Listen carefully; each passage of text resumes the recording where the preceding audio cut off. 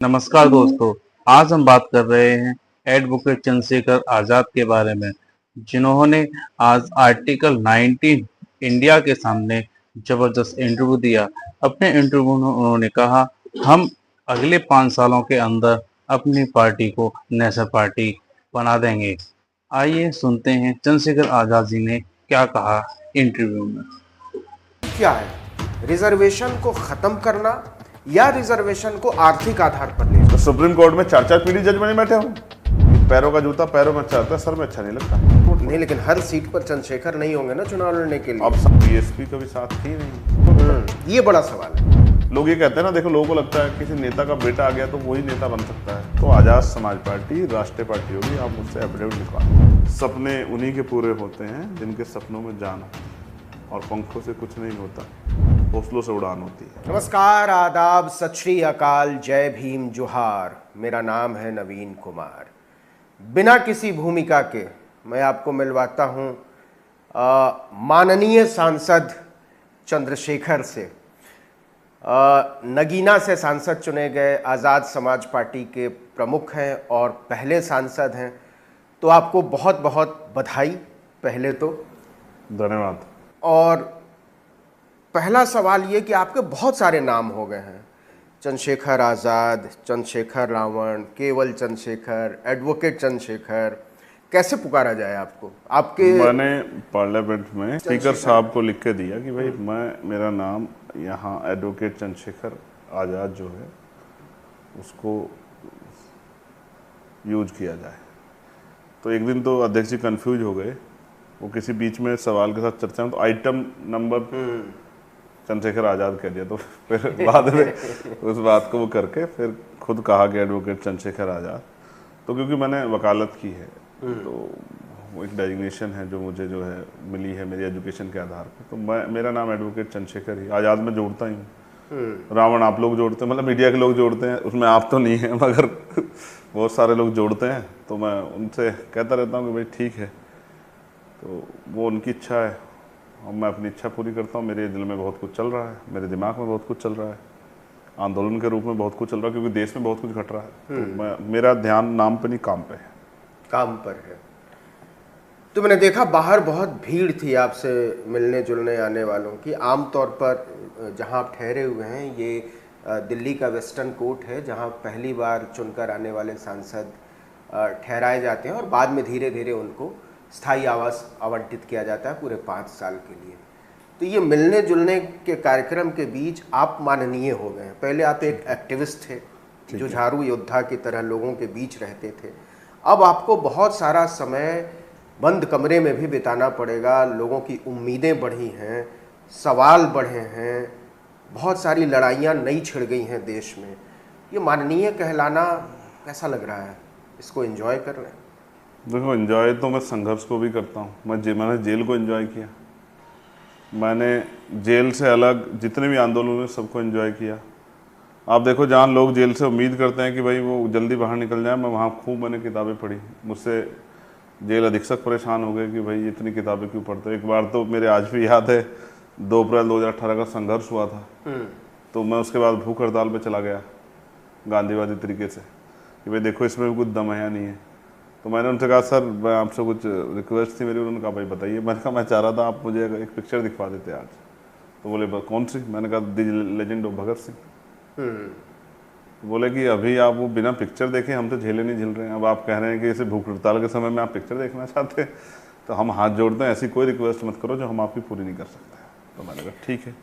तो ये तो सच है जो आपने सवाल किया कि बंद कमरे में समय बिताना पड़ेगा। देखो, मुझे पढ़ाई छोड़े काफ़ी समय हो गया है। मैं नॉर्मल किताबें पढ़ता हूँ, उसमें कुछ आखिरी किताब कौन सी पढ़ी थी? जेल के आधार पर या बाहर? कहीं भी, मतलब बाहर तो मैं आखिरी किताब तो नहीं कह सकता।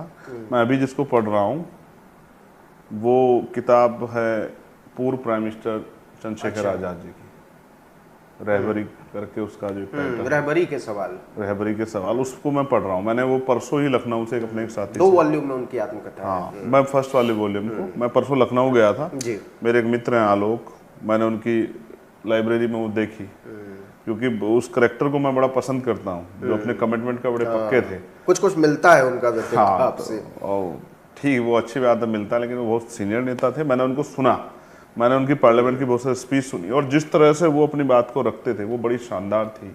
और जिस तरह से एक बार अटल बिहारी वाजपेयी जी की आलोचना मैंने सुनी, वो शब्द शायद जो है आज के नेता सुन भी नहीं सकते हैं, जिस तरह से उन्होंने आलोचना की। तो मैंने महसूस किया कि वो एक बड़े कद के नेता थे और प्राइम मिनिस्टर रहे हैं देश में। तो इसलिए मैं आजकल उनकी जो किताब है रहबरी के सवाल, उसको जरा पढ़ रहा था। उसमें कांग्रेस के भी वर्जन और तमाम पार्टियों के वर्जन उनके हैं, उन्होंने किस तरह क्या क्या घटा।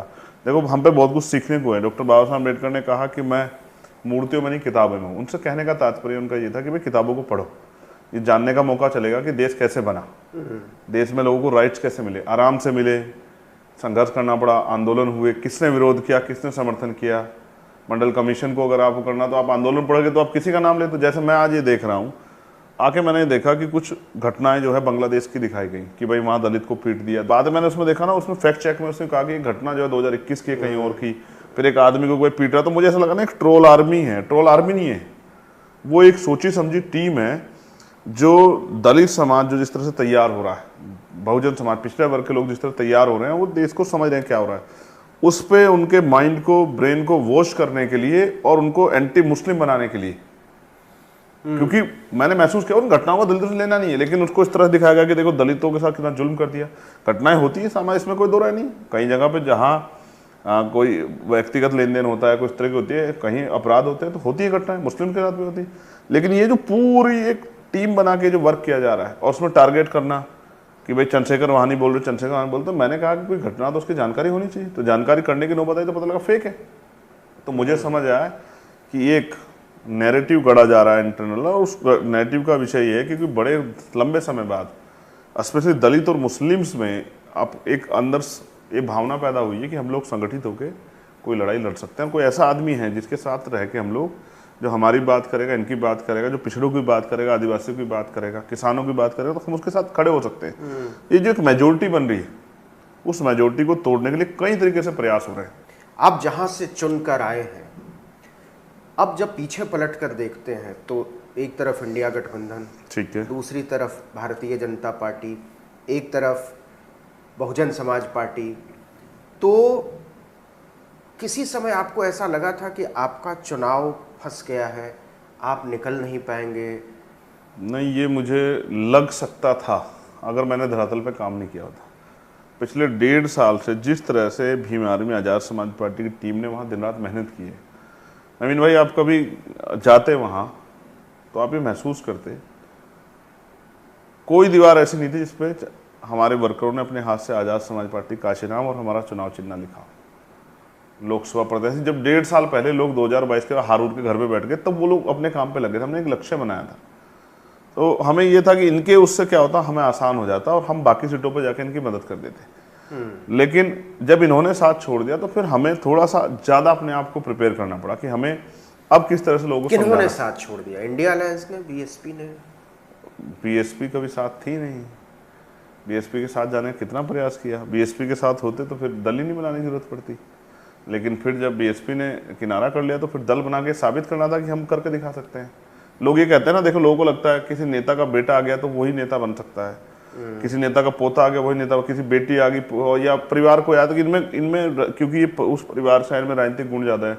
तो हम जो नए लोग हैं, जैसे मैं प्राइमरी स्कूल के मास्टर का बेटा हूँ, तो मुझे कोई क्या देखेगा कि भाई ये प्राइमरी स्कूल के मास्टर का बेटा जाएगा तो सरकारी नौकरी में चल जाएगा। लेकिन हमें साबित करना था कि हम एक पढ़े लिखे व्यक्ति हैं, वकील हैं, सामाजिक काम कर गए हैं, लोगों की जन भावनाओं को समझते हैं, किस तरह राजनीति होती है, किस तरह लोगों को जोड़ा जाता है, ये कर सकते हैं। आपका इशारा आकाश आनंद की तरफ है क्या? नहीं, छोटे भाई है मेरे।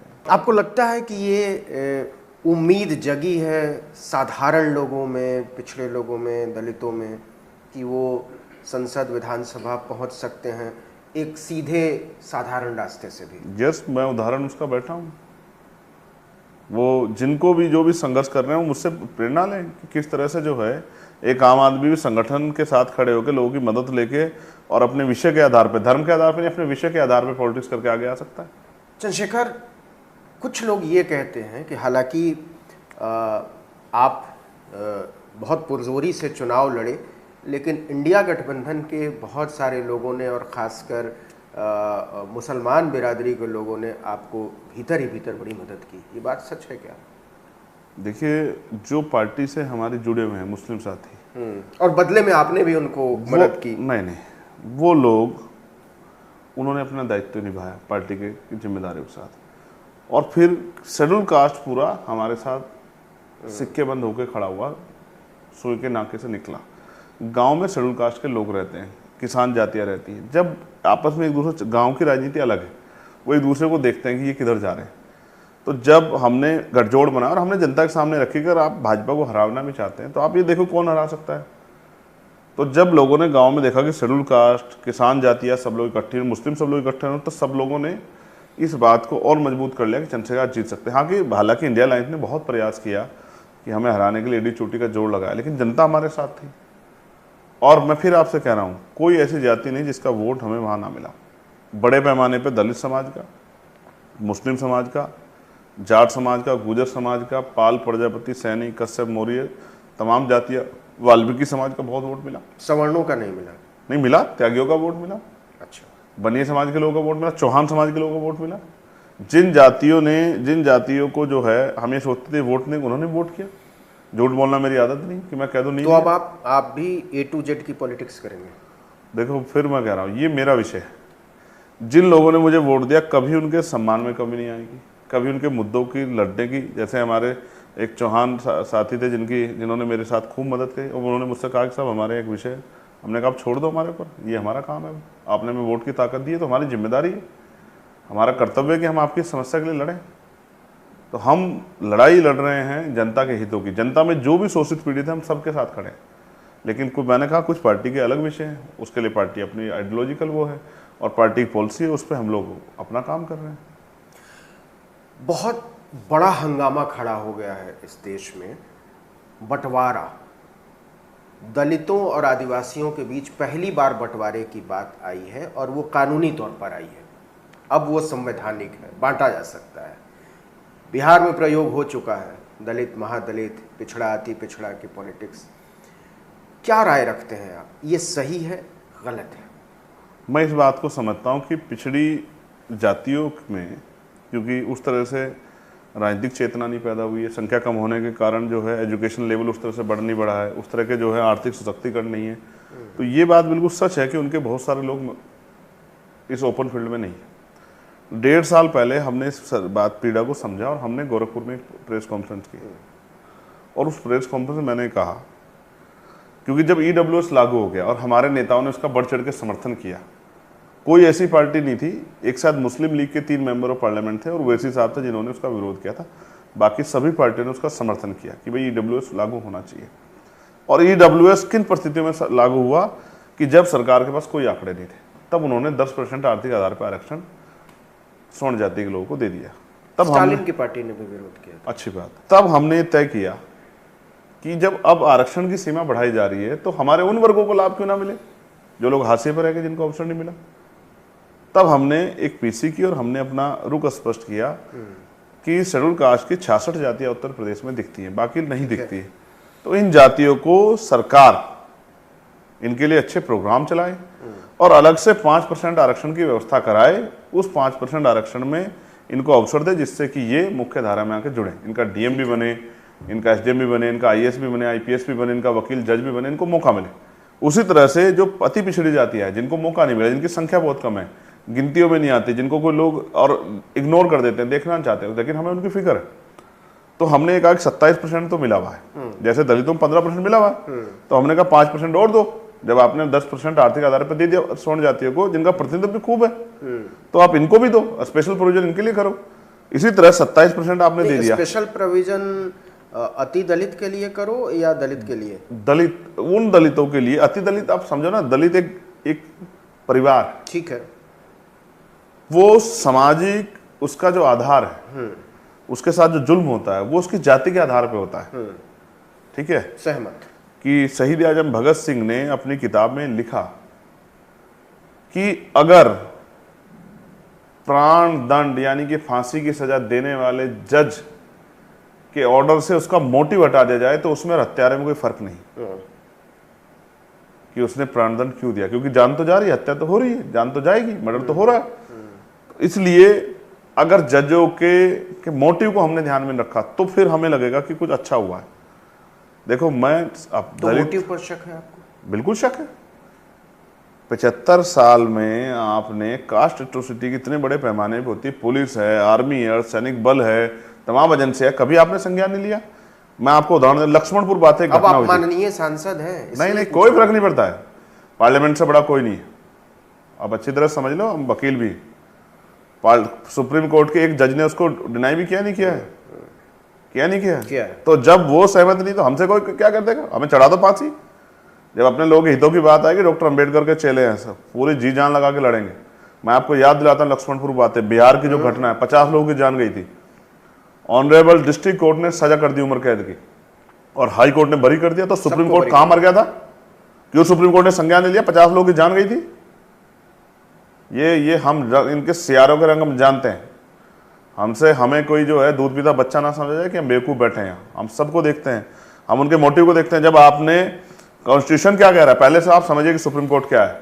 सुप्रीम कोर्ट का अधिकार नहीं कानून बनाना, उनका काम है। कॉन्स्टिट्यूशन बेंच ने कहा है। मैं क्या कह रहा हूं, कॉन्स्टिट्यूशन बेंच में कितने शेड्यूल कास्ट शेड्यूल ट्राइब के लोग थे, कितने बैकवर्ड के लोग थे? मैं कह रहा हूं ये आप छूट दे दो। लेकिन दलित जज ने तो कहा। अब मैं क्या कर रहा हूं, पिछड़े वर्ग के लोगों की बैच बना दो आप, और उनको छूट दे दो कि वो फैसला करें जो हमारे दर्द को समझते हैं। शेड्यूल कास्ट के जजों की आप बैच बना दो, वो फैसला करें। अगर वो हमारे दर्द को समझते हैं तो उनको हम फैसला करने छूट देते हैं। और आप आदिवासी जजों की बना नहीं सकते आप, क्योंकि है ही नहीं। और अगर आपको ये कहेगा मुझसे कि भाई ये शेड्यूल कास्ट के लोग ही बना दी तो अपने लोगों के हितों की वो कर सकते हैं, तो फिर हम क्यों नहीं पूछें कि जब ईडब्ल्यूएस पे सारे अपर कास्ट के जज बैठे थे, उन्होंने अपने लोगों का बचाव क्यों नहीं किया? उन्होंने उनके संरक्षण का ख्याल क्यों नहीं रखा? तो सवाल तो आप पे भी आएगा। जब आप एक उंगली किसी की तरफ करोगे तो 4 उंगली आपकी तरफ भी आएंगे। सरकार को समझना पड़ेगा और सुप्रीम कोर्ट को भी समझना पड़ेगा। और मोटिव क्या हम बताते हैं, जब भी चाहे बैकवर्ड के क्रीमी लेयर की बात आई तो शेड्यूल कास्ट का जबरदस्ती घुसा दिया। अब शेड्यूल कास्ट की बात आई थी, शेड्यूल ट्राइब का जबरदस्ती घुसा दिया। ये जातिगत ये आरक्षण, पार्ट नहीं था। ये जातिगत आरक्षण ये तो खत्म करने की तैयारी। आप समझो, एक उसी जज सवाल पर आ रहा था। एक सेकंड, एक जज बैठ के क्या स्टेटमेंट देता है? वो पार्टी ने क्रीमी लेयर को हिस्सा नहीं था, वर्गीकरण की बात थी, क्रीमी लेयर पे आपने स्टेटमेंट दे दिया। फिर आपने स्टेटमेंट दे जिसका एक बार बच्चे को मिलकर उसको ना मिले, तो सुप्रीम कोर्ट में 4-4 पीढ़ी जज बने बैठे हो, और यहां कह रहे हो कि जिसको एक बार मिलकर ना मिले। और जो इनमें लड़ने वाले सक्षम लोग तैयार हो गए, जिनके बच्चे आज फाइट कर सकते हैं, उनको निकाल दो। देखो मैं फिर आपको कहूंगा, आपको याद है रिजर्वेशन इन प्रमोशन खत्म किया था, और फिर सुप्रीम कोर्ट में जब केस आया, उनको स्टे के लिए कहा, उन्होंने कहा पहले डिमोशन करो यूपी में, पुराने पदों पर। हाँ पहले डिमोशन किया गया, नहीं सुना हमें भी किसी कीमत पे। ईडब्ल्यूएस की फाइल बहुत दिन तक पड़ी रही।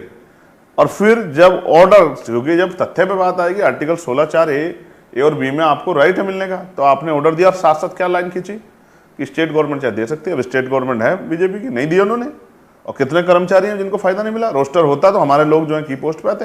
कितने हमारे लोग जो हैं डीजीपी नहीं बन पाए, कितने हमारे लोग प्रमुख सचिव नहीं बन पाए, आपने निकाल के बाहर फेंक दिए। सरकारें अवसर नहीं देती। अगर सरकार की नीयत पे आप छोड़ोगे तो सरकार तो अपना हित देख के करेगी। सुप्रीम कोर्ट गाइडलाइन बनाता, सुप्रीम कोर्ट चर्चा करता। तो मैं फिर कह रहा हूं, माननीय जजों का मैं सम्मान करता हूं, माननीय सर्वोच्च न्यायालय का मैं बड़ा सम्मान करता हूं, लेकिन अगर सर्वोच्च न्यायालय से फैसले हमारे लोगों के गले काटने के आएंगे तो फिर एज ए लीडर हम अपने लोगों का गला नहीं कटने देंगे। चंद्रशेखर, आपने मोटिव की बात की है। यस, मोटिव क्या है? रिजर्वेशन को खत्म करना या रिजर्वेशन को आर्थिक आधार पर ले जाना? कास्ट बेस्ड रिजर्वेशन को खत्म करके इकोनॉमिक बेस पर रिजर्वेशन, जो आरएसएस बहुत लंबे समय से कहता है, ईडब्ल्यूएस को एक्सटेंड करना। यस, वो करना है। और मैं आपसे पूछ रहा हूँ, जब आप इतना फायदा चाहते हो, इतना सोचते हैं, तो आपने ईडब्ल्यूएस में क्यों सोचा? उसकी सीमा 8 लाख क्यों किया आपने? मैं मानता कि आप उसकी ईडब्ल्यू आर्थिक आधार पर आरक्षण की सीमा 3 लाख रखते हैं, जो स्वर्ण जाति के गरीब लोगों को मौका मिलता। 8 लाख में तो आपने बहुत सारे लोगों को मौका दे दिया। सच ये है, भारत की व्यवस्था अभी सिस्टम की ऐसी है कि जो अगर आर्थिक आधार पे आप करोगे तो सबसे अमीर आदमी सबसे गरीब सर्टिफिकेट बनाएगा। जैसे एक आईएएस अभी जो है, जिनको निकाला गया, अब उनका देखिए, वो सब कुछ ठीक होते, वो विकलांग का सर्टिफिकेट लेके जो है आईएएस बन गई है। बहुत सारे मामले गुजरात में इंक्वायरी चल रही है। और बहुत सारे ऐसे लोग हैं अपर कास्ट के जिन्होंने शेड्यूल कास्ट शेड्यूल ट्राइब का सर्टिफिकेट बना के नौकरी कर ली है। आपको क्या लगता है कि जो सुप्रीम कोर्ट का ये फैसला है और जो ऑब्जर्वेशन है क्रीमी लेयर को लेकर, वो इंडिपेंडेंट है या सरकार की पॉलिसी से मेल खाता है? जो मौजूदा सरकार है, भाजपा आरएसएस की पॉलिसी जो है, उसको एक्सटेंड करने की कोई कोशिश? देखिए, ऐसा मैं पहले इस बात को कह चुका। पहले तो मैं अपने लोगों को ये कहना चाहता हूँ, मैं नहीं चाहता कि हमारे लोगों में किसी भी तरह की जो है विरोधाभास हो या किसी भी तरह का उनमें जो है आपसी मनमुटाव। इसलिए मैं चाहता हूं कि उनको नियत को भी समझना चाहिए। और जिस तरह से एनएफएस बड़े पैमाने पे हुआ है और एनएफएस पे सुप्रीम कोर्ट हाई कोर्ट चुप्पी थाम के बैठे हैं, चाहे वो इलाहाबाद का हो, जैसे पीजीआई का जो है लखनऊ का हो या किसी और उसका हो, तो उस पर भी उनको ध्यान रखना चाहिए। साथ साथ मैं ये कहूँगा कि हमारे शेड्यूल कास्ट के सब जाते लोगों को, बैकवर्ड की और स्पेशली जो लोग आगे निकल के, उनकी जिम्मेदारी है कि जब हमने अभी बिल पास किया, बिल हमने जो पेश किया कि निजी क्षेत्रों में आरक्षण मिलना चाहिए, सुप्रीम कोर्ट ने उसका क्यों संज्ञान नहीं लेता? निजी क्षेत्रों में आरक्षण की व्यवस्था करा दे, इतना अगर देती सुप्रीम कोर्ट, सरकार को ऑर्डर कर दे, हम तैयार बैठे हैं। या फिर या अब इस रिजर्वेशन को एक्सटेंड कर दे। और हम तो कह रहे हैं हमारे जो अति दलित समाज जिनको वो कह रहे हैं, हम तो एक परिवार मानते हैं, उनको 10% दे दो, हमें क्या दिक्कत? हम तो चाहते हैं कि वो लोग आगे बढ़ के आए। जब आगे आप सक्षम हो जाएंगे तो हमारे साथ मिलकर सरकारों से अपने हकों की लड़ाई लड़ेंगे। आप कभी 17 जातियों को शामिल कर देते हो, कभी 20 जातियों को शामिल करते हो, कभी आप हटा देते हो। आपने बंगाल के हटा दिया उन जातियों को, और यहाँ जो है आप यूपी की, जब यूपी वालों ने दिया तो आपने वो कर दिया। तो आप किस आधार पर तय करेंगे जब आप एक तरफ इतना सब कुछ करते हैं और आप फिर ये कह के हटा देते हो? सुप्रीम कोर्ट कह देता है कि साहब ये स्टेट इशू नहीं है, सेंट्रल इशू है। तो अब आपने स्टेट के हाथ में कैसे दे दिया? अब इसमें रोल है पहले सरकार का। तो सरकार के अटर्नी जनरल वहाँ खड़े थे, अब उन्होंने क्या वो दिया? तो यानी कि वो कैटेगराइजेशन के पक्ष में थे, यानी कि सरकार चाहती है हो, ये सरकार का वो है। पहली बात, वहाँ खड़े थे माननीय जो है हमारे एक सीनियर लॉयर कपिल सिब्बल साहब, जिनको समाजवादी ने लोकसभा भेजा, वो राज्यसभा भेजा। अब वो वहाँ खड़े थे, अब वो किस पक्ष में खड़े थे ये आप दलील सुन लेना। वो भी इसमें थे कि ये होना चाहिए शेड्यूल कास्ट बंटवारा। वहाँ खड़े थे सलमान खुर्शीद साहब, मेरे बहुत अच्छे मित्र हैं, बहुत मतलब सीनियर आदमी है राजनीति में, वो कांग्रेस से रिलेटेड है, वो वहाँ खड़े थे। अब वो भी इसी मोटिव खड़े थे, बंटवारा होना चाहिए। अब आप बताओ शेड्यूल कास्ट के कितने ऐसे वकील हैं जो जिनका फेस वैल्यू बहुत अच्छी हो, जिनको सरकार ने अपॉइंट किया हो, या शेड्यूल कास्ट के लोगों तो एहसास ही नहीं था कि उनके साथ इतना बड़ा वो होना जा रहा है। तो यहाँ तो हमारे लोग ना ऑर्डर देने में थे या बेचारे ना ही ऑर्डर खिलाफ लड़ने में थे। वो तो अपना रोटी रोजी किस तरह चला रहे हैं। जो लोग सक्षम हो रहे हैं सोच रहे हैं अपने बच्चों को आगे बढ़ा दें, और बाकी लोग तो मौज कर रहे हैं। मैं पूछना चाहता हूँ सुप्रीम कोर्ट बताएं कितने अरबपति शेड्यूल कास्ट के मैं तैयार हो गए, सर मुझे सुप्रीम कोर्ट ये आंकड़ा दे दे। वरना तो हमेशा जब भी कोई फैसला आया रिजर्वेशन पे, तो आप तो पहले तैयार बैठे हो कि EWS करना है, इकोनॉमिक के आधार पर रिजर्वेशन को ले जाना है। आपके बीजेपी के नेता इस बात को बहुत दिनों से बोलते आ रहे हैं कि जातिगत आरक्षण खत्म करना है। और तो और अब सरकार को तय करना है कि वो इस पर क्या करेगी, अध्यादेश लाएगी या वो इस फैसले के साथ खड़ी है। तो ये सबकी मंशा क्लियर हो जाएगी। और मैंने ये बात सवाल उन पर भी छोड़ा, इंडियन अलायंस के लोगों पर, कि आप भी बताओ। जैसे समाजवादी के माननीय सांसद ने बाहर आके समर्थन कर दिया तत्काल। क्या ये आपके भीतर का डर है? क्योंकि बिहार में जब नीतीश कुमार सत्ता में आए और रामविलास पासवान वहाँ दलितों की राजनीति करते थे, ठीक है, उन्होंने LJP बनाई थी। ठीक है। सबसे पहले आने के बाद सत्ता में नीतीश कुमार ने दलितों को बांटा और वहाँ महादलित की राजनीति शुरू की। ठीक है। और जो रामविलास पासवान 2005 में किंग मेकर की भूमिका में थे, उन्होंने किसी को समर्थन नहीं दिया, सरकार नहीं बनी, राष्ट्रपति शासन लगा, और उसके बाद नीतीश कुमार पहली दफा पूर्ण बहुमत से आया, और उसके बाद से महादलित नीतीश कुमार के साथ है। ठीक है। आपको नहीं लगता है कि ये अगर लागू हो गया तो बहुत सारे जो दलित राजनीति करने वाले और उसमें भी कहें जातीय राजनीति करने वाले नेताओं की दुकान बंद हो जाएगी? बिल्कुल सच है। मगर हम ना तो जातीय राजनीति करते हैं और ना हम दलित राजनीति करते हैं, हम तो बहुजन राजनीति करते हैं। आप बताओ हम कौन सी राजनीति करते हैं? हम बहुजन समाज की राजनीति करते हैं। बहुजन समाज के महापुरुषों का जो अधूरा काम है उसको आगे बढ़ाने का काम करें, अपना कोई घर का काम कर ही नहीं रहे। और फिर अगर हमारे लोगों को मिलेगा तो हमसे खुशी, लेकिन जब 1-2 साल बाद और ज़मीन की सच्चाई पता लग जाएगी, ये हमसे छल हुआ, फिर क्या होगा? कहाँ है सरकारी नौकरियाँ, कहाँ है रिजर्वेशन? लेटर एंट्री हुई तब कोई नहीं जाके लड़ा, संविदा पे भर्ती हो कोई ना। अच्छा, सबसे आसान तरीका है ढूंढने का, सबसे ज़्यादा नौकरियाँ जो दलित समाज के जो बहुत पिछला हिस्सा रह गया वो सफाई कर्मचारी काम में करता है। ठीक है, अब आप बताओ उसमें कितनी पक्की नौकरियां हैं? नगर पालिकाओं में, नगर परिषद में, ग्राम पंचायतों में, बड़े बड़े डिपार्टमेंट में बताओ, ठेकेदारी, संविदा और ये और तमाम तरह की आउटसोर्सिंग से बताओ नौकरी है नहीं है, पक्की कहाँ है नौकरी? तो आप जब आखिरी हादसे पे भी पक्की नौकरी नहीं है। अच्छा, सुप्रीम कोर्ट ये क्यों नहीं सुप्रीम कोर्ट ने आंकड़े लिए कि क्या 15% मिला ही नहीं मिला शेड्यूल कास्ट के लोगों को? ये बड़ा सवाल है। क्या कभी ढूंढने का प्रयास किया? तब मैं मानता कोई किसी हिस्सा खा रहा है। अगर ये जातियां 16-17% आरक्षण ले रही होती या इनको 15 ही मिल गया होता तो भी मैं समझ लेता। तो अभी सबको पता है आंकड़े कि 4-6% आरक्षण मिला है, बाकी तो एनएफएस होकर सब जो है उन्हीं को चला जाता है जिनको जाना चाहिए, जिनकी सरकार है।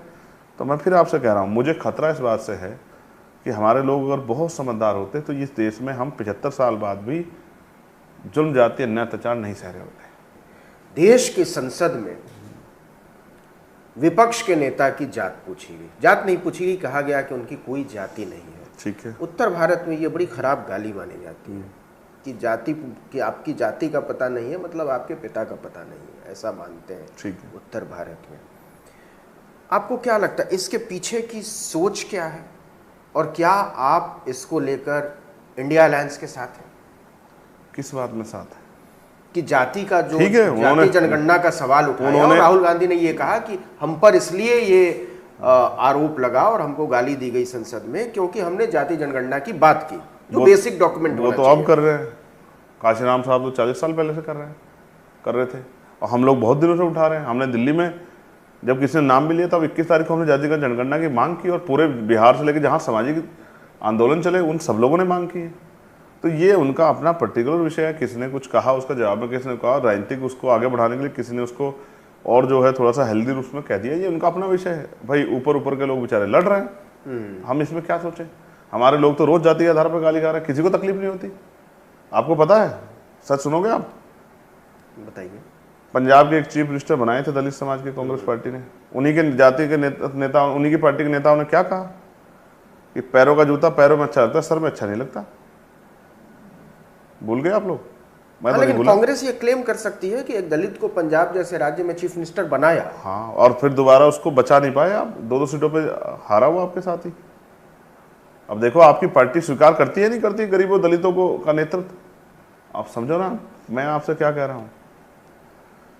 किसी को भी जाति पूछी जाएगी उसको तकलीफ होगी, लेकिन यहाँ तो जाति का प्रिविलेज सब लोग ले ही रहे हैं। सरनेम में इतना बड़ा लगाते हैं सब, हम ही लगाते हैं चंद्रशेखर आजाद, हम ही नहीं लगाते जात का नाम। हम आजाद लगाते हैं, वरना सब लोग लगाते हैं। अखिलेश यादव लगाते हैं, लगाते हैं यादव? आप मुझे बताओ लगाते हैं? बड़े नेता बताओ। अब आप चुप मत रहो, बता दो लगाते हैं लगाते। पर भाई उनका भी तो घर गंगा जल से धोया ही गया ना। अब उनको तो आप उनको पीड़ित मानेंगे कि शोषक मानेंगे? हम तो जानते हैं कि चाहे दलित पिछड़े वर्ग का, आदिवासी वर्ग का आदमी MP MLA बन जाए, मुख्यमंत्री बन जाए, प्राइम मिनिस्टर बन जाए, राष्ट्रपति बन जाए, अब उसको सामाजिक गैर बराबरी का सामना तो करना पड़ेगा। लोग भूल जाते, हम नहीं भूले। राष्ट्रपति बनो आप तो आपको मंदिर में नहीं घुसने दिया जाएगा, राष्ट्रपति बनो आपको जो है राम मंदिर के उद्घाटन में आपको नहीं बुलाया जाएगा। और फिर मैं आपसे कह रहा हूँ, हम बहुत कुछ जानते हैं जो हम लोग कहते भी रहते हैं, लेकिन अब फिर लोग ये कहते रहते हैं कि जात का रोना रहता है, इसलिए हम जात पे बात ही नहीं करते हैं। हम इसलिए नहीं करते जात पे बात, हम इसलिए जो है जात से विषय बुनियादी, आपने पार्लियामेंट में जात का विषय समझा, एक चमार रेजिमेंट के अलावा कुछ नहीं सुना होगा। और वो भी इसलिए क्योंकि जिन लोगों के लिए राजनीति कर रहे हैं उनकी एक मांग है कि वो रेजिमेंट थी। लोग तो जानते भी नहीं, देश का मैं जानता हूँ सोशल मीडिया, व्हाट्सएप यूनिवर्सिटी के लोगों को, देश के बहुत बड़ी आबादी नहीं जानती कि वो रेजिमेंट थी। और वो रेजिमेंट रॉयल रेजिमेंट थी जिसको गार्ड ऑफ ऑनर मिला है, जिसने जर्मनी और तमाम ताकतों को वहां बर्मा में जमींदर्ज कर दिया था, घुसने नहीं दिया। तो अगर मैं कह रहा हूं कि उनके रेजिमेंट को बहाल कर दो तो मैं किसी जाति के खिलाफ थोड़ा हूं। मैं तो कह रहा हूं गुजर रेजिमेंट बना दो। सुनो, गुजर रेजिमेंट बना दो, उनकी मांग है, वो मेरे पास आए, भैया हमारे रेजिमेंट के लिए आवाज उठाओ, हम चाहते हैं हम देश सेवा करें। आहिर समाज के लोग, यादव समाज के लोग, कहा साहब हमारे रेजिमेंट के लिए करो। तो जिन जातियों को अवसर नहीं मिला वो कहती हैं कि भाई हमें मौका मिले, जाति का रेजिमेंट है तो हमें मौका मिले, हम देश सेवा करेंगे, कम पैसों में कर देंगे, हम देश के लिए लड़ना चाहते हैं, वर्दी पहनना चाहते हैं। नौजवानों में जज्बा है, आप अग्निवीर लाके कमजोर कर दिए देश के लोग, सरकार के लोग। वरना नौजवान जो है, हम खुद देश से इतना प्रेम करते हैं, देश की सेना के सम्मान में। आज जब कहा गया पार्लियामेंट में कि माओवादियों के द्वारा और वो जो वहाँ वामपंथी जो वो एक जो है वो चल रहा है, एक जो है एक वॉर चल रही है साउथ स्टेट्स में, तो ये कहा गया कि हमारे गृह राज्य मंत्री बोले कि 1999 के लोग, 90 के लोग जो है पिछले 10 साल में मारे गए, जवान शहीद हुए। तो क्या देश में 2000 जवानों की शहादत की वैल्यू ही नहीं है? हर साल 200 जवान शहीद हो रहे हैं। क्या कर रही है सरकार बैठ के? क्या कर रही है? क्या उनके परिवारों की इच्छा नहीं है? क्या उनका जीवन को अग्निवीर ला रही है? एक सिंगल आदमी के जीवन का वैल्यू है। आपने 2000 जवान चाहे, आपने चुपचाप कह दिया कि बहुत कमी आई है इस बार, 10 साल में 2000 जवान ही मरे। 2000 जवान क्या होता है? वे एक एक आदमी इज्जत रखता है, एक एक आदमी की जिंदगी वैल्यू उसके बच्चों से पूछो। उसकी पत्नी से पूछो, उसकी बहन माँ से पूछो, जिसने पाला 9 महीने, उसके बाप से पूछो, जिसका सब कुछ उजड़ गया। यहाँ बैठ के कह देते हैं आराम से पार्लियामेंट में। तो सच हम जानते हैं, हम जमीन पे के आदमी हैं, हम सच जानते हैं। चंद्रशेखर, आप राहुल गांधी पर उठे सवाल को कह रहे हैं कि उनका अपना मामला हाँ है। हाँ, बड़े लोगों का अपना मामला है। आप अखिलेश यादव को कह रहे हैं कि वो कास्ट प्रिविलेज का सरनेम लगाते हैं। आप इंडिया गठबंधन के साथ जाएंगे कि नहीं जाएंगे? अखिलेश जी से हमारी कितनी मित्रता है, भाई है बिल्कुल। मगर हमने ये कहा आपको टिकट ऑफर किया था उन्होंने? छोड़ो, पुरानी चीज़ों पे काहे को बात करनी। उन्होंने हमसे वादा किया था और फिर उन्होंने वादे से मुकर गए, और हमें इस बात का कोई दुख नहीं। अच्छा हुआ उनकी मदद से नहीं जीते, वरना तो पूरी ज़िंदगी कहते रहते कि चंद्रशेखर को पहली बार MP हमने बनाया था। अब हम पे जिन लोगों का एहसान है, हमारे क्षेत्र के लोगों का, हम उन्हीं का एहसान ज़िंदगी में रखना चाहते हैं। अब रही बात इंडिया अलायंस की, तो इंडिया अलायंस को मैं अभी तक सही तरह समझ नहीं पाया। वो लोग पंजाब में अलग अलग लड़ते हैं, बंगाल में अलग अलग लड़ते हैं, और वैसे वो इंडिया अलायंस है। अलायंस का मतलब क्या होता है? एक परिवार होता है, परिवार एक दूसरे के खिलाफ ऐसा तो लड़ता है। काशीराम जी ने और अभी बताओ, अब उन्होंने कह दिया लड़ते थे अलग अलग जगहों पर। क्या कोई जरूरी नहीं है कि पैन इंडिया अलायंस हो। जब लोकसभा का चुनाव हो तो पैन इंडिया अलायंस चुनाव नहीं होता क्या? आप यहाँ दिल्ली में खड़े हो कह रहे हैं कि हम सब लोग एक हैं, और पंजाब में जाकर ये करप्ट हैं, हम सही हैं, और बंगाल में जाकर ये करप्ट है, हम सही हैं। इसको क्या अलायंस कहते हो? ये कैसा अलायंस है? ये तो समझौता है, अपने अपने फायदे नुकसान को ध्यान। अच्छा छोड़ो, अब इंडिया अलायंस इसमें हरियाणा में क्या कर रहा है आप बताओ। अब आम आदमी पार्टी ने कहा हम अलग लड़ेंगे, और कांग्रेस के नेता बोले समाजवादी पार्टी कोई वजूद नहीं है यहाँ। अब सुन लो उनके स्टेटमेंट। और समाजवादी के लोग कह रहे हम लड़ेंगे, तो आप पता नहीं आपका एक्सपेंशन प्लान। हमारा अलायंस हो गया है। मैं पहली बार आपके चैनल के माध्यम से बता रहा हूँ, हमारा अलायंस वहाँ हो गया हरियाणा की जनता से, और हम हरियाणा की जनता के सम्मान के लिए लड़ेंगे, और ऐसे ही हम महाराष्ट्र की जनता के सम्मान के लिए लड़ेंगे। एक वंचित बहुजन अघाड़ी वहाँ है, और अब तक हमने उनको पूरा मौका दिया कि वो लड़े। हमने लोकसभा में लड़ाई नहीं कि भाई उनको पूरा मौका मिलना चाहिए। अब जब वो नहीं कुछ कर पा रहे हैं, तो वहाँ के लोगों की डिमांड है कि भाई आके आप आजाद समाज पार्टी के जरिए लड़ाइए। तो जो आरोप प्रकाश आंबेडकर पर लगता है, आप जानते भी होंगे, ठीक है, उनको भाजपा का एजेंट कहा जाने लगा है। कौन कहता है? लोग कहते हैं। ऐसे ही बहन जी के ऊपर लगाते हैं यहाँ लोग, किसी की जागीर है क्या? और जहाँ जहाँ हमारे यहाँ जैसे समाजवादी इंडिया अलायंस के लोगों ने हमारे 1 लाख वोट काट लिए, तो हम इनको आरोप लगा देंगे ये बी टीम है? कैसी बात करते हो आप? देखो, राजनीतिक दलों का काम होता है, जिनसे खतरा होता है उनके ऊपर आरोप लगा देते हैं। देखिए, महाराष्ट्र में तो आपके लिए आसान है कि आप अकेले लड़ लें, आपके लिए आसान है कि हरियाणा में भी अकेले लड़, लेकिन जब उत्तर प्रदेश में आपका क्या प्लान है? वहाँ बहन जी के साम्राज्य पर हमला माना जाएगा आपका, बड़े पैमाने पर पुरजोरी के साथ उतरना। हमारी बड़ी नेता हैं, हमने उनको बहुत अवसर दिए। हम 2019 में नहीं थे, 2017 में नहीं थे, 2012 में नहीं थे, 2014 में नहीं थे, और समाज का मनोबल गिर गया है क्योंकि वो राजनीतिक रूप से सफल नहीं हो पा रहे। इस बार भी हमने 78 सीटों पे उनको पूरा मौका दिया। रिजल्ट क्या आया? 0। हम लोग 2 सीटों पे लड़े। अब समाज देख रहा है कि जो लोग 2 सीटों पे लड़ रहे हैं वो 1 जीत जा रहे हैं, और जो लोग 80 पे लड़ रहे हैं वो 80 हार जा रहे हैं। तो अब आप समझो, नेता आदमी घर से नहीं होता, समाज से होता है। जब समाज हमारे साथ खड़ा है और समाज हमसे कह रहा है कि आप लड़ाओ। अब हम गए उपचुनाव में, अब देखे हम सारे नेताओं ने छुट्टी रखी 5 दिन, क्योंकि सुबह 10 बजे से लेके और रात को 12-1 बज जाते हैं। यहाँ आप देख रहे हैं कितनी भीड़ है, अभी आपके सामने ही है। हमें पता है कि हम किसी MP MLA बनने के लिए नहीं लड़ रहे हैं। अपने बहुजन समाज के लोगों में ये सामर्थ्य है जो उनका कमज़ोर पड़ गया है, जो उनमें था, उनको जगाने के लिए और उनको तैयार करने के लिए लड़ रहे हैं। क्योंकि इस देश में जो कोई भी बदलाव हो सकता है वो सत्ता के जरिए, और सत्ता संघर्ष से मिलेगी। संघर्ष समाज सब लोग मिलकर करेंगे तभी कुछ बनेगा। तो उस समाज को जगाने के लिए हम लोग निकले हैं और अपना काम जिम्मेदार से कर रहे हैं, और भाईचारा बना रहे हैं बहुजन समाज में। आप कह रहे हैं भाईचारा बना रहे हैं, बहन जी कहती हैं आप भाईचारा तोड़ रहे हैं, किसको लोग मानेंगे? नहीं, हमसे नहीं कहती, आपसे कहती होंगी। हमसे तो नहीं कहा कभी भाईचारा तोड़ रहे हैं। हमसे तो हमें आशीर्वाद देती है हमेशा। देखो, आपको नोटिस में ले रहे हैं तो आशीर्वाद ही तो है। तो ये बड़ा अच्छा उदाहरण पारिवारिक युद्ध है कि आप उत्तर प्रदेश में अपने अस्तित्व और बढ़ोतरी के लिए लड़ रहे हैं, बहन जी कह रही हैं कि असली वाले हम हैं अम्बेडकर। अपने नहीं, मतलब आजाद समाज अपने का उदाहरण बताता हूँ। अपने की अगर इच्छा होती तो बहुत सारे लोग बिना मेंबर ऑफ पार्लियामेंट बने मिनिस्टर बन गए। हम वजूद रखते हैं उत्तर प्रदेश में भी और देश में भी। अब मिनिस्टर बनना होता, कोई सुख सुविधा चाहिए होती तो बहुत दिन पहले जो है पार्टी वार्टी भी नहीं बनाते। दल इसलिए बना, विचारधारा जिंदा रहे, महापुरुषों का सपना ना रुके, ठीक है।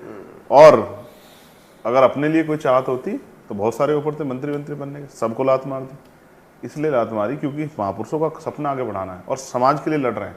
मेरा अपना क्या है, मैं तो चर्चल गोली खा के बैठा हूँ, इतने मुकदमे मेरे ऊपर।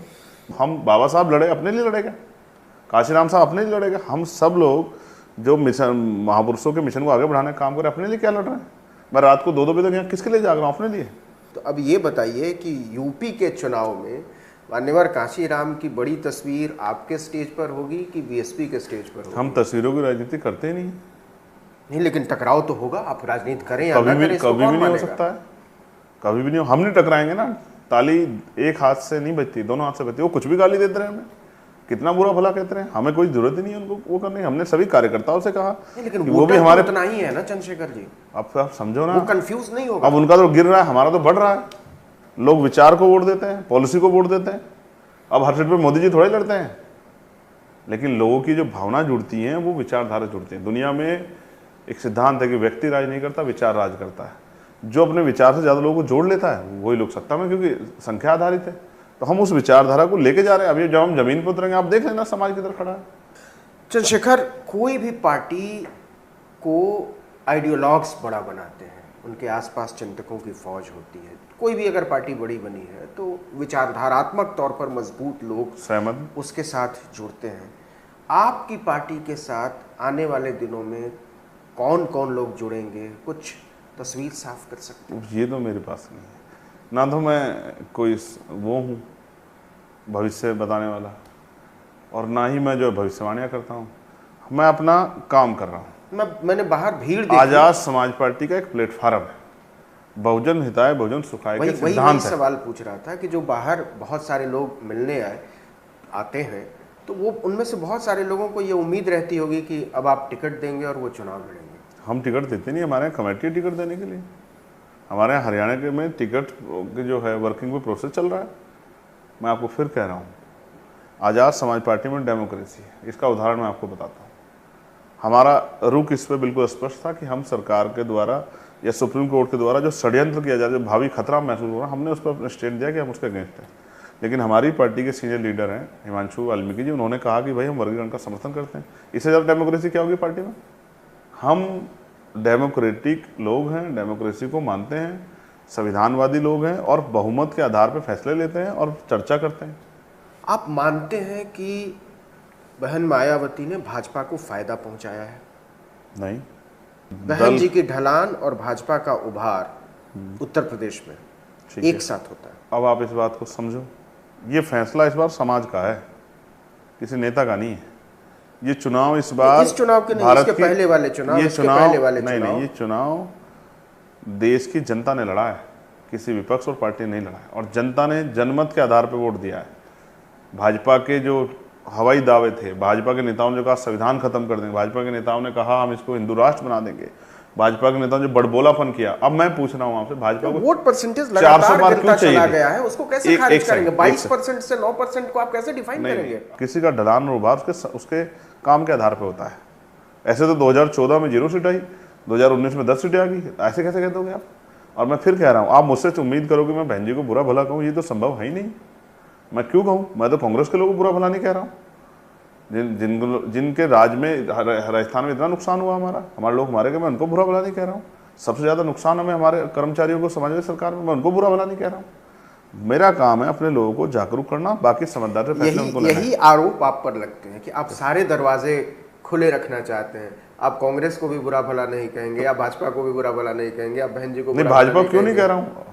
अब भाजपा का दरवाजा मैंने बंद कर दिया तो भी आप मेरे ऊपर आरोप लगाएं या कोई लोग, मैं किसी का ठेकेदार थोड़ा ही। मैं अपना काम ईमानदार से कर रहा हूँ, मुझे संतुष्टि होनी चाहिए कि मैं अपने काम के प्रति ईमानदार, और जिन लोगों के साथ कर रहा हूँ उनको भी संतुष्टि होनी चाहिए। बाकी लोग क्या सोचते हैं, क्या फर्क पड़ता है?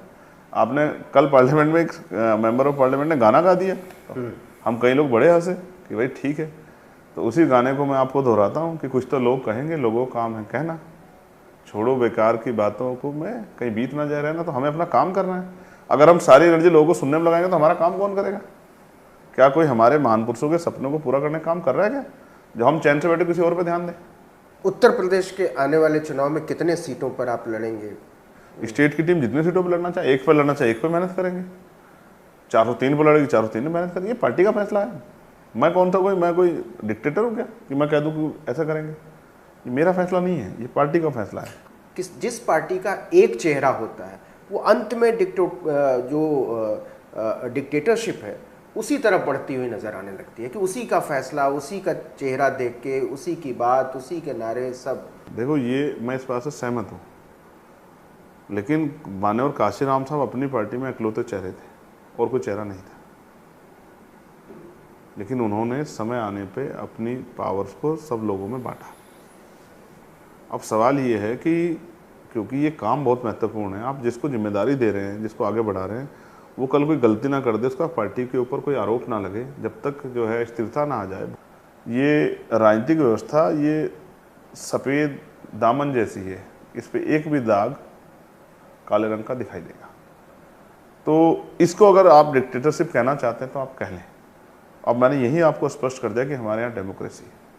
मैंने 2 उदाहरण दिए, एक हिमांशु जी का और दूसरा उदाहरण ये जो मैंने आपसे कहा कि मैंने 27 के लिए अभी आपसे नहीं कहा कि हम क्या करेंगे, इसलिए नहीं कहा क्योंकि इस पर स्टेट से कोई बात ही नहीं हुई है, वो फैसला स्टेट का है। तो यही इससे आप इसको किसी को डरने की जरूरत नहीं। जब अभी इतनी डेमोक्रेसी है तो कल क्या हो जाएगा। मीडिया पूरे तरीके से एक समाजवादी अप्रोच के साथ चलता है, ठीक है, और उसको दलित, पिछड़े, आदिवासी नेता न दिखाई देते हैं, न सुनाई देते हैं, न उनका काम उनकी समझ में आता है। ठीक है। कैसे आप अपने काम को आगे ले जाएंगे, क्योंकि ये बात आज की, कल क्या होगा मैं नहीं बताता, लेकिन आज की तारीख में ये तय है कि आपकी ज़रा सी भी गलती होगी, ठीक है, तो आप पर बहुत बड़े आरोप लगेंगे। हेमंत सोरेन का उदाहरण है, झारखंड में लालू यादव की पूरी राजनीति खत्म कर दी गई। कैसे आरोप देखते तो हैं? नवीन भाई ये नहीं, मैं मीडिया की बात कर रहा हाँ, हूं। ये उनके हाथ में है आरोप लगाना। आरोप तो इस बंद कमरे में बैठे हम क्या कर रहे हैं, इस बात पे बाहर खड़ा हुआ आदमी आरोप लगा सकता है। आरोप तो लग सकते हैं, लेकिन आरोप के पीछे सच्चाई भी होनी जरूरी है। और मैं किसी चीज़ को काउंटर नहीं करना चाहता, जनता के सब सामने है। तो और भी हम कई माध्यम से प्रयास कर रहे हैं, कुछ ऐसे लोग जो आर्थिक रूप से सक्षम हो और वो हमें, चाहे वो कोई पत्रिका निकाल के, चाहे वो कोई पेपर निकाल के, हमने सारी प्रिपरेशन की है। जैसे योग्य व्यक्ति और उससे संबंधित व्यक्ति मिल जाएगा, तत्काल हम लोग उसको स्टार्ट कर देंगे। हमने पूरा रोड मैप बनाया हर चीज़ के लिए। अब तो हम बढ़ाएंगे ही, चाहे हमें अपनी सैलरी से उधर पैसा खर्च करना पड़े, हम किसी भी कीमत पे इस काम को रुकने देंगे। जिस अपने बलबूते मूवमेंट चलाने के लिए जिस चीज़ की जरूरत पड़ेगी, चाहे वो मीडिया हो, चाहे वो ऑफिस हो या कोई और चीज़ हो, उन सब की व्यवस्था हम लोग, चाहे वो छोटी हो लेकिन करेंगे जरूर। हम किसी के ऊपर निर्भर नहीं रहेंगे कि हमारे पास कोई अपने हिसाब से जो है हमारी बात को कह दे। हम अपनी चाहे पार्लियामेंट की सब चीज़ों का हम संग्रह करेंगे और उसको जो हमने कहा और जो हम सोचते हैं उसी को हम अपने जो है प्रिंट मीडिया के जरिए छपवा के, चाहे वो मैंने आपको कहा अखबार के रूप में हो, चाहे साप्ताहिक हो, चाहे पाक्षिक हो या मंथली हो या पत्रिका हो, उसके जरिए हम लोगों तक पहुंचाएंगे। चाहे हमें पंपलेट बनाने पड़े, सब चीज़ों के लिए हम लोग प्रिपेयर हैं। एक आखिरी सवाल, 5 साल में आप अपने आप को और अपनी पार्टी को भारतीय राजनीति में कहाँ देखते हैं? अगर 5 साल में मेंबर ऑफ पार्लियामेंट रहा, एक बात, 5 साल अगर मैं जीवित रहा, दूसरी बात, और 5 साल इस देश में डेमोक्रेसी रही, तीसरी बात, तो आज़ाद समाज पार्टी राष्ट्रीय पार्टी होगी। आप मुझसे एफिडेविट लिखवा लो। और भारत की राजनीति में उसका इतना वजन होगा कि वो जिसको चाहेगी वो प्राइम मिनिस्टर बना देगी।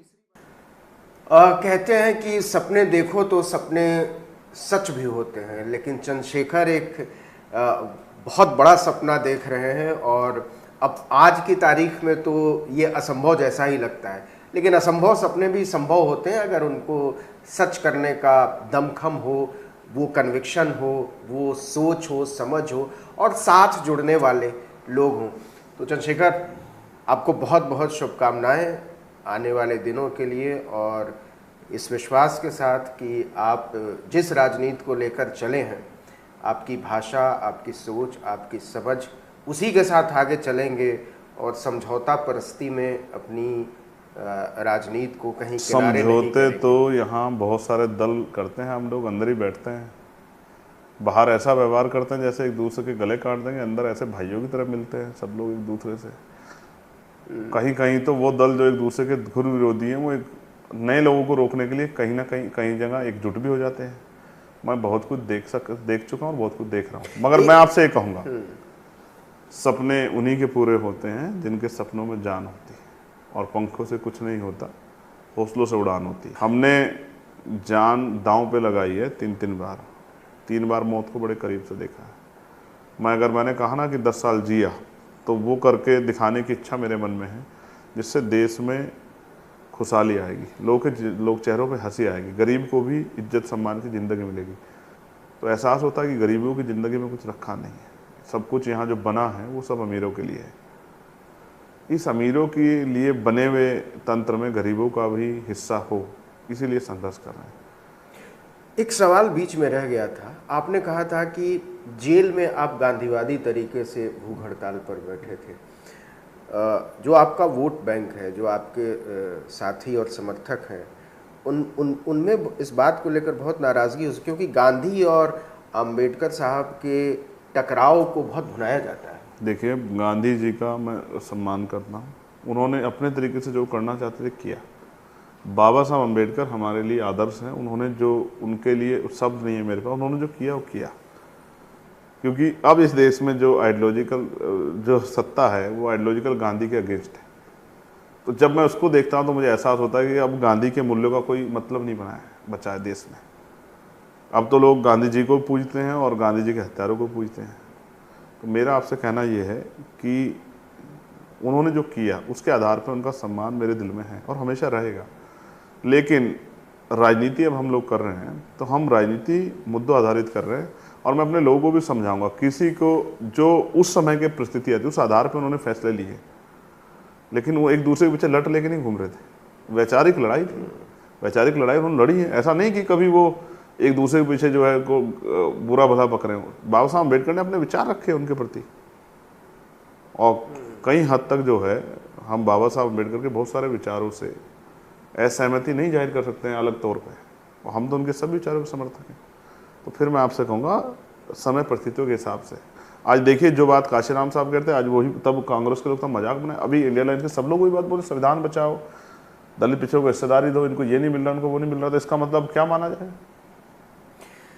आर्टिकल 19 से बातचीत करने के लिए आपका बहुत बहुत शुक्रिया। देश में आर्टिकल 19 के राइट्स जो हैं लोगों तक को मिलते रहें, इसीलिए संघर्ष कर रहे हैं। बाकी आपको हमेशा से आपका जो है, आपके द्वारा देश हित के मुद्दे उठते रहते हैं, हम भी आपके परमानेंट फॉलोवर्स में से हैं, व्यूवर्स में से भी हैं। हम देखते रहते हैं कि आप जनहित के मुद्दों को बहुत तेजी से मजबूती से उठाते रहते हैं।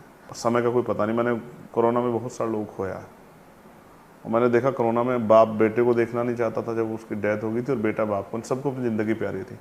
और असल में हमें अपने लोगों की जो अधिकार, उनके जो सपने हैं उनको पूरा करना है, महान पुरुषों के सपनों को पूरा करना है। इसलिए हमें ज़िंदगी से बहुत प्रेम नहीं है। जब तक ज़िंदगी तब तक लड़ते रहेंगे, आराम नहीं करेंगे। और आपको तो अभी बहुत लंबी लड़ाई लड़नी है, अब देखते बहुत सारे लोगों के लिए। आर्टिकल 19 तब टीवी का रूप ले ले, तब तक हम संघर्ष कर रहे हैं। आमीन।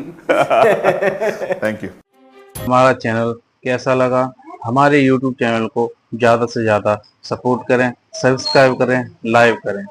धन्यवाद। जय हिंद, जय भारत, जय संविधान।